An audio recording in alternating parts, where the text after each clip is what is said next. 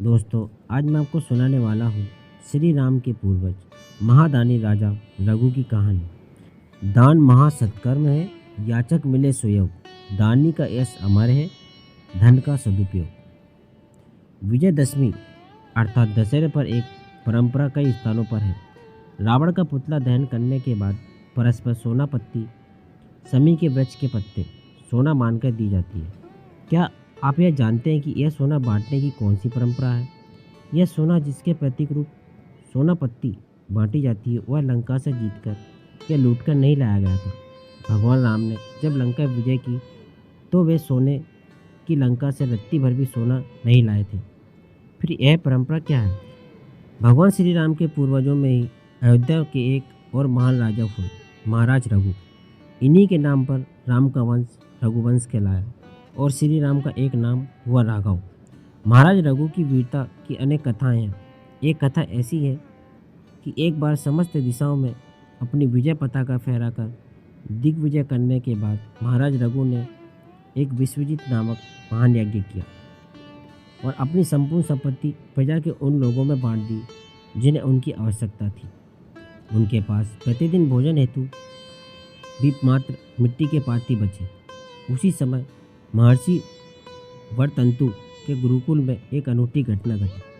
महर्षि का एक अत्यंत सुयोग्य शिष्य कोत्स अपनी शिक्षा पूरी होने पर गुरुजी के सामने खड़ा था। गुरुदेव, आपकी कृपा से मैंने अपना विद्या अध्ययन पूरा किया है। अब मैं इस विद्या का उपयोग अपने समाज और मानवता की सेवा के लिए करूँगा। लेकिन आश्रम से विदा लेने के पूर्व मेरी आकांक्षा है कि आप मुझसे कुछ गुरु दक्षिणा स्वीकार करें। शिष्य के श्रद्धामय वचनों को सुनकर गुरु गदगद हो उठे। वत्स, कोत्स, मुझसे प्राप्त ज्ञान को अपने स्वाध्याय और अनुसंधान से आगे बढ़ाते हुए लोक कल्याण के लिए भारतीय ज्ञान परंपरा को आगे बढ़ाते रहो। यही मेरी गुरु दक्षिणा है।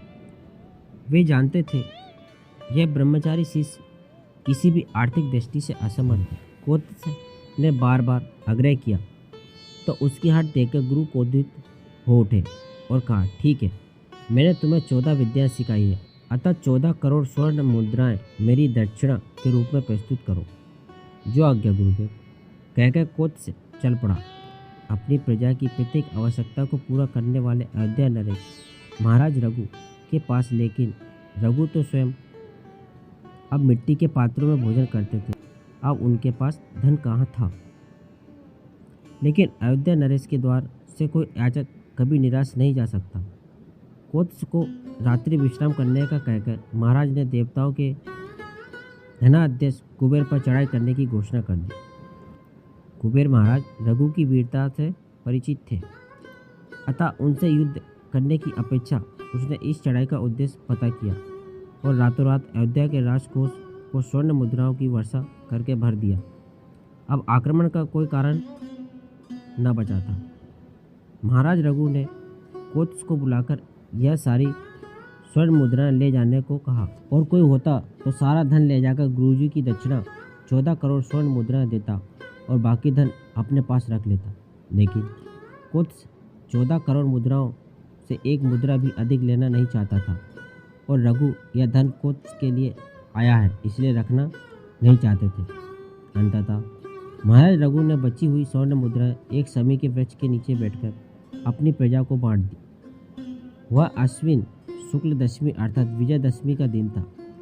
तब से विजयदशमी पर समी की पत्तियां सोना मानकर परस्पर बांटने की परंपरा बन गई। ऐसे महान प्रतापी और महादानी थे महाराज रघु। अम्बरीश के पुत्र खटवांग, दिलीप दूसरे, उनके दीर्घ बाहु और उनके पुत्र थे राजा रघु। यद्यपि कालिदास ने अपने महान ग्रंथ रघुसम में इन्हें खटवांग का पुत्र बताया है। कहानी अच्छी लगी हो तो वीडियो को लाइक करें, चैनल को सब्सक्राइब करें और बगल में दिया हुआ घंटे को भी दबा दें ताकि आपको अच्छी नोटिफिकेशन सबसे पहले आ सके।